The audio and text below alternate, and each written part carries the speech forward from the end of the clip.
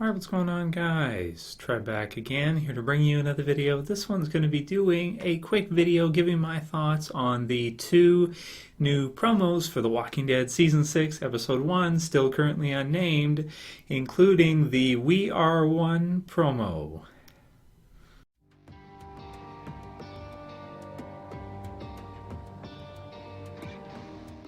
Okay, so if you guys missed my videos last night, I did the review for Fear the Walking Dead's premiere, as well as I did a video predictions for Fear the Walking Dead Episode 2. So I'll put both of those links in the description, as well as some annotations here for them, so you guys can go ahead and click those if you missed, and you can watch those. So in this one, I'm basically going to be giving my thoughts on the commercials or the promos that we saw during Fear the Walking Dead for The Walking Dead Season 6, Episode 1. So they're pretty cool. I'll keep this video fairly brief because they weren't that long. They were pretty quick little commercials, but they were still pretty cool at the same time. So both links to those will be in the description from The Walking Dead and More too. I appreciate them posting that, or him, or whoever it is. I've never talked to them. But, I've always linked their videos because they do a good job of kind of posting promos and stuff after, online so we can watch it, which is awesome. So the first one is the Season 6 promo called We Are One, which is basically, each year they usually do like a shadow portraits of the survivors as we get ready for the season. They release a bunch of pictures of them. We don't have them yet for this year. I don't know if they're going to do that this year. They have the past few years. And they've done a quick little promo as a commercial for it where they show each character standing there. You've got Glenn, you've got Maggie, you've got Daryl, Rick, Morgan, and Sasha, as well as Melissa McBride as Carol. And the end is pretty cool. You kind of have to zoom in and show each one of their faces as they blend into each other. We are one, the whole team as one unit, which is cool. I like the idea of it. And then at the end, you have Rick saying to somebody, we're assuming it's basically going to be Morgan, he says, "Making it now? Do you really think you can do that without getting blood on your hands?"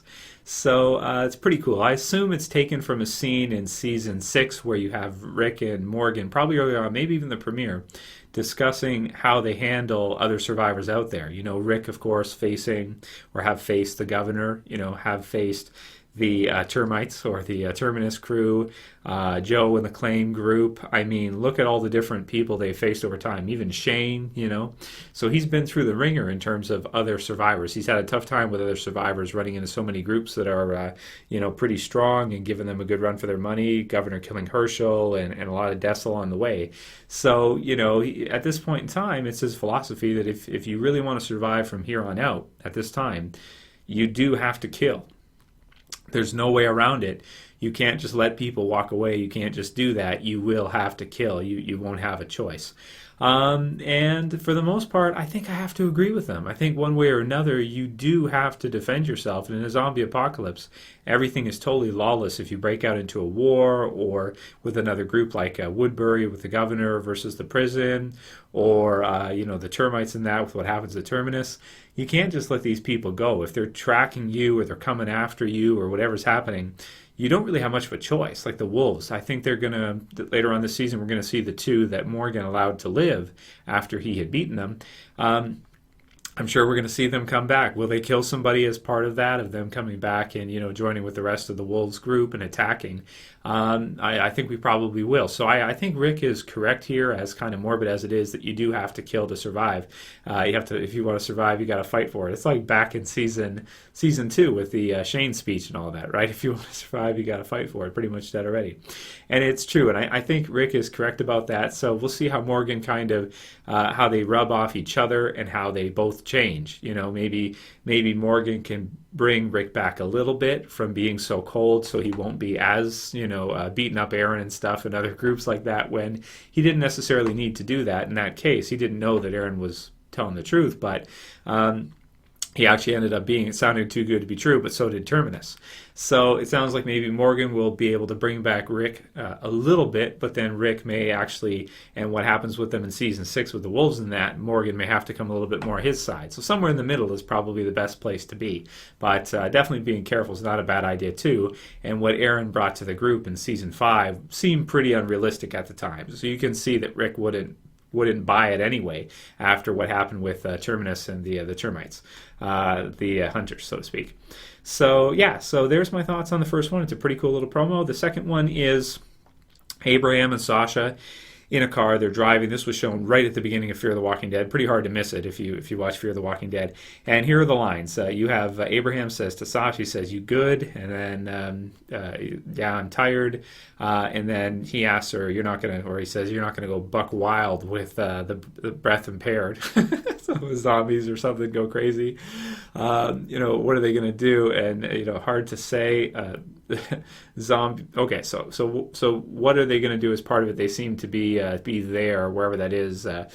So where here it is. Here what is basically what I'm saying here with this is it's hard to say. And Scott Gimple said afterwards in Talking Dead that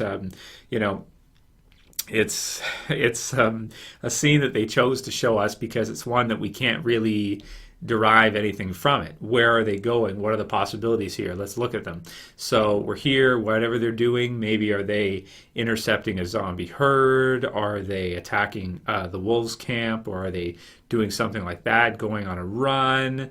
Man, it's hard to say at this point, and that's why they chose it. So they chose a good clip that wouldn't give really anything away, but it does show us a little bit about the characters. Abraham trying to seemingly protect her. That's why he got in the car. That's why he went with her, it seems like.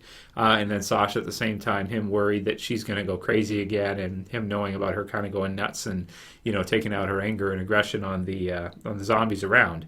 So it should be fun to see what they're a part of, what's going on with that in that sneak peek. And yeah, that's pretty much all I can say for this one. So it's pretty cool, though, that we have a break after the second episode of Fear the Walking Dead for 1 week. Then we get back to it. Goes right into October, the finale for October 4th. And then the Walking Dead original series starts a week after that, the 11th. So it's pretty awesome. Also, they said Talking Dead is going to be for the finale, so that's cool. But they're not doing it week to week for Fear the Walking Dead, which is weird. I thought they would, but I guess they want to see if it's going to work first, if it's going to build up steam. Well, they ordered the second season, so they must know it's going to work to some degree. But yeah, so it'll be interesting to see what happens with it in next season, season 2, if they'll do a Talking Dead every week. Maybe if it gets enough viewers and they feel like, okay, it's going to be worth it, then they'll put on Talking Dead once they know everybody is kind of into it. So we'll see. Because they had Talking Bad, didn't they, for the last half season 5 of Breaking Bad? I believe so. So yeah, that's it for this video, guys. Talking kind of quiet for this one. Don't want to wake Jess up. She's sleeping. So that's the reason for that. It's not that I'm not excited as usual. I'm just trying to keep the noise down. So if you guys like the video, please thumb it up below. If you want to support the channel, please share, please favorite, and send me your video requests for this week. Send me your questions for the Q&A as always. And if you're new and you want to subscribe, you can subscribe at the bottom left. Let me know what you guys think about the promos. That's it for this one. See you guys again real soon. As always, it's Trev. Saying peace. See you guys.